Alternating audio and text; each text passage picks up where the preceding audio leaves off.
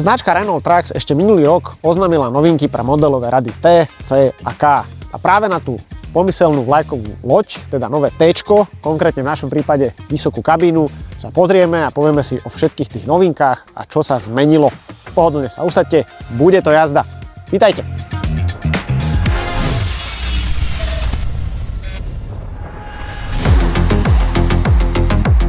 Nový modelový rad zostáva verný dizajnu, ktorý už poznáme. Vaše pozorné oči si ale zrejme všimli, že po stranách chýbajú spätné zrkadlá.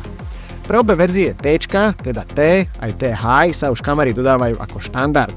Vy sa samozrejme môžete rozhodnúť, že zostanete pri klasike, teda normálnych spätných zrkadlách. Podľa mňa ale tento kamerový systém funguje perfektne, má vysoké rozlíšenie a viacero funkcií, vrátane aj nočného módu, k tomu sa ešte dostanem, má výbornú grafiku. Čo je iné, inak sa s tým cúva, to som si aj sám zažil a viem, že aj niektorým šoférom sa zle cúva v porovnaní, alebo inak, nechcem povedať, že zle, ale inak v porovnaní so klasickými späťakmi. Ak by som bol dopravca, tak určite riešim tie kamery aj preto, že zlepšujú aerodynamiku a tým pádom máte lepšiu vektohodnotu a dokážete šetriť na mýte.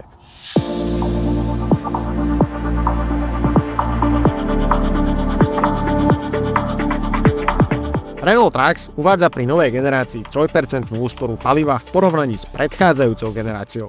Čo je inak zásadný posun, ak si vezmete, že pred 2 rokmi v Renaulte prešli na technológiu Turbo Compound.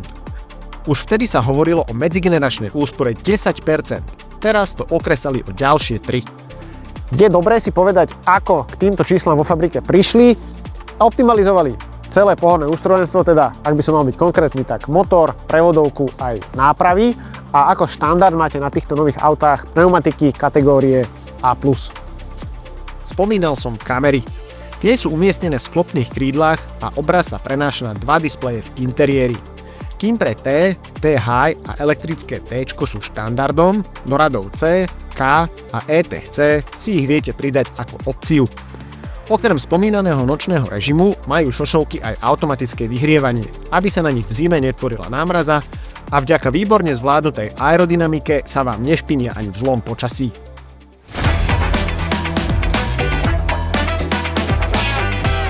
Kamery nie sú iba o spotrebe. Ako vodič veľmi oceňujem to, že mám lepšiu priamu viditeľnosť, pretože zmizol mi ten objekt, ktorý som tu mal v zornom poli, to spätné zrkadlo, a nemusím sa nikam nakláňať, vykláňať, aby som dobre videl.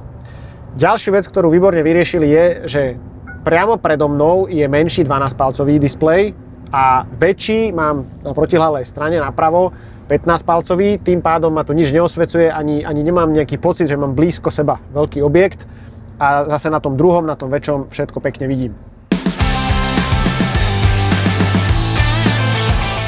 Samozrejmosťou sú referenčné čiary, klasika. Tá prvá vám označuje koniec návesu a potom máte dve ďalšie, aby ste vedeli odhadnúť vzdialenosť auta od vás. A všetko to veľmi jednoducho funguje, nie je tam veľmi ani čo vysvetľovať.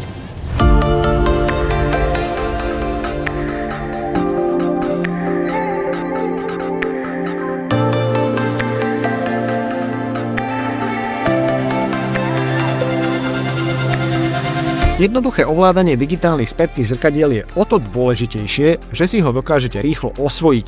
A asi všetci to poznáme. To, čo viem ovládať a funguje to logicky, používam omnoho radšej ako nejaké zložité funkcie. Sedím v kabíne T po dlhšej dobe a musím povedať, že je tu veľmi príjemné prostredie. Či už tým komfortom, tým, že tá kabína je veľká, ako sú rozložené všetky tie ovládacie prvky, ako toto má všetko svoju logiku.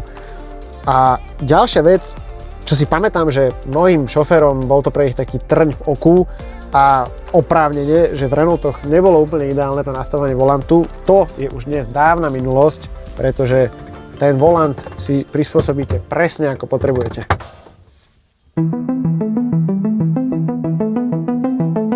Prístrojový panel je digitálny, čo sa mne osobne páči.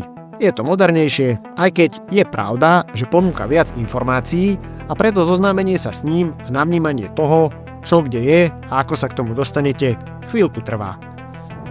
Veľa informácií vám poskytuje aj sekundárny displej, ktorý je tu a je iba v jednej veľkosti, čiže logicky na tu sa práve pozeráte. Ja vždy odporúčam pri týchto nových infotainmentoch dať si trošku čas sa s tým zoznámiť, lebo aj tu je to výborne štrukturované, viete sa tam vyznať, dáva to logiku, ale je dobré, ak si preberáte nové auto, že si sadnete, trošku si to preklikáte, pozriete sa, kde čo je, ako sa to ovláda a potom už ste úplne bez problémov, ovládate to, ste s tým zoznámení a, jak sa hovorí, čistá Amerika. Jedna vec, ktorá pri Renaulte mne sa páči je, že ak chcem mať prehľad o asistenčných systémoch, tak túto jedným tlačítkom ich vidím všetky a viem si ich prispôsobovať, ale čokoľvek si tu vypnete z tých bezpečnostných systémov, tak v FMS-ku, vo Fleet Management systéme je to vidieť.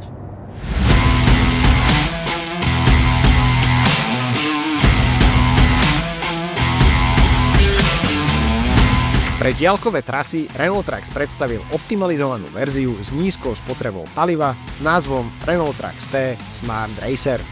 Táto verzia, dostupná pre modely T a T High, kombinuje motor DE13 Turbo Compound s celou škálou možností na úsporu paliva a sľubuje odvážnych 14% menej na spotrebe paliva a o 15% nižšie emisie CO2 v porovnaní so štandardným modelom. Keď som hovoril o tom, že je to tu dobre rozložené, tie ovládacie prvky a že to dáva logiku, tak musím dodať aj to, že neovládate si tie veci iba cez dotykový displej, máte tu aj fyzické ovládače, jednak na kúrenie, alebo teda klimatizáciu, čo je presne tá vec, ktorú ako šofér počas jazdy často si potrebujete nejakým spôsobom upraviť. A takisto svetlo sa dá ovládať fyzicky a potom také tie veci, ktoré potrebujete pre bežný život, takisto sú tu fyzické tlačidlá. A dobre vyriešili aj volant. Jednak je príjemný na dotyk, ja mám kožený a to ozaj, to už keď chytíte, tak to je proste, cítite, že ste v peknom, modernom aute. No a tie tlačidlá sú veľké, prehľadné, čiže zase dáva to logiku, pozrite sa na to, vidíte, kde čo je ergonómia na jednotku. Nová generácia má ako opciu automatické diaľkové svetlá. Tie sa automaticky aktivujú podľa vonkajších podmienok, ako počasie, tma či prítomnosť iných účastníkov cestnej premávky. Doplňajú automatické tlmené svetlo, ktoré bolo štandardne dostupné už pri predchádzajúcej generácii. Na podvozok alebo zadnú časť kabíny je možné nainštalovať ďalšie pracovné svetlá. Auto má nový geotempomat a vďaka celej palete pokročilých systémov asistencie vodiča, medzi ktoré patria napríklad adaptívny tempomat, systém udržiavania vozidla v jazdnom pruhu, systém automatického núdzového brzdenia alebo sledovanie dopravných značiek, zvládne aj pokročilú asistenciu. Napríklad samé prispôsobiť rýchlosť a prejsť kruhový objazd bez toho, aby som ja ako vodič musel zasahovať. Najlepšie si to ukážeme v praxi. Mám tam 85 na adaptívnom tempomate. Vidíte, že auto si už začalo pribrzďovať, pretože ten kruháč je nejakých 300 metrov od nás. Čo sa bude diať? Ja mám nohu úplne mimo brzdový pedál a auto si motorovkou samé dobrzdí a ten kruháč prejde takou rýchlosťou, že jediné, čo ja budem robiť ako šofér, je držať volant a dávať pozor, pretože ak by mi prichádzalo auto z ľavej strany, tak musím si to ja vyrátať tak, aby som sa tam zmestil. Ale vidíte, auto brzdí, ja nič nerobím, len držím volant, pozerám sa, aby mi tam niekto nevbehol a toto nám pekne vyjde, no krása. A auto mi drží rýchlosť pri prejazde toho kruháču a ja už si dávam blinker a idem ďalej. Ak sa vám to zdalo príliš pomaly, tak ja tu mám nastavenú tú najnižšiu rýchlosť, viete si to v nastaveniach zmeniť, čiže ak chcete ísť rýchlejšie cez ten kruháč, sú tam 3 možnosti, okrem tejto najnižšej, čiže taká stredná cesta a taká rýchla jazda. Podľa toho, kto si ako verí, viete si to prispôsobiť, respektíve ja by som dodal, že nie kto si ako verí, ale aj to, čo veziete, aby sa vám to niekde nevysypalo. Ja to často hovorím vo videách a poviem to aj teraz, že stále je to asistenčný systém. Ono vás to trošku zvádza, že auto samé robí všetko, vy len držíte volant, ale treba si dávať pozor hlavne v tých kruháčoch, pretože z ľavej strany, ešte z pravej by vám auto zapípalo a pribrzdilo, že vám niečo prichádza, ale z ľavej to nedokáže a to treba mať na pamäti. A aj keď tie systémy perfektne fungujú a uľahčujú šoférom život, stále ten zodpovedný je šofér. Nový modelový rád má flexibilný posilňovač riadenia, ktorý sa prispôsobuje jazdným podmienkam. Vo vyšších rýchlostiach, napríklad na diaľnici, poskytuje lepšiu stabilitu. Naopak, pri nízkych rýchlostiach je riadenie citlivejšie. Pre technikov doplním, že posilňovač funguje tak, že kombinuje hydraulické riadenie s elektrickým motorom a v reálnom čase upravuje odozvu volantu. Jedným z možných nastavení je popri preddefinovaných aj to vaše vlastné. Kabína THI má slušný vnútorný priestor a hlavne dobre riešené odkladacie priestory. Je ich tu veľa a bez problémov si viete odložiť aj väčšie veci. Sedadlo spolujazca môže byť za príplatok otočné. Za mňa super vec, pretože vystrete si tu nohy, no a ešte to je takýto otočný stolík. Trošičku má vôľu, ale vôbec to nevadí, pretože cez pauzu, keď si sem dáte notebook alebo sa tu rozhodnete jesť čokoľvek, tak vám to úplne v pohode stačí a splní to svoj účel. A keď prejdem do postele, tak to som to mal zložiť, tak posteľ, lôžko je dlhé cez 2 metre, široké je 680 mm, za príplatok môžete mať ešte o 120 mm širšie. Ja osobne by som bol úplne v pohode aj s týmto. Čo je dôležité pre kvalitu spánku je hrúbka madraca. A tu je 120 mm. A keby aj toto vám bolo málo, tak si viete zase priplatiť a mať ešte jednu vrstvu na vrchu, ktorá má aj pamäťovú penu. Tento priestor hore vzadu za sedačkami môžete mať v 3 rôznych prevedeniach. Tým prvým, na ktoré sa práve pozeráte, ktoré tu mám ja, je klasické druhé lôžko. Ak jazdíte v jednotke, stále ho viete využiť. Nemá síce aretáciu, to možno poznáte z iných značiek, ale vôbec to nevadí, pretože viete si to zalomiť a tu si viem odložiť či tašky, či nejaké väčšie veci úplne bez problémov, čokoľvek.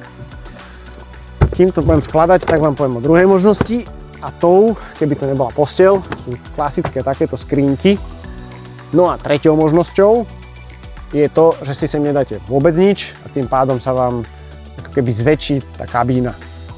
Chladnička má 26 litrov a je tu jednak takéto 3 držiaky na Red Bullíky, takže ak jazdíte v noci a potrebujete nejaký ten kofeín, dá sa. Je tu praktická deliaca prepážka a vedľa chladničky zostáva ešte priestor aj s praktickou gumou, keď toto zavriem, kde si viete dať fľaše, napríklad keď nechcete to mať chladené, tak si tam pripnete aj, toto je 0,75 fľaša, viete si ju tam prichytiť. No a tretia možnosť, ak to potrebujem mať počas šoferovania po ruke, tak si tuto rozložím takýto držiak a dám si tam fľašu. Ono je to samozrejme dizajnované na tie väčšie 1,5 litrové fľaše. Čo dodať na záver?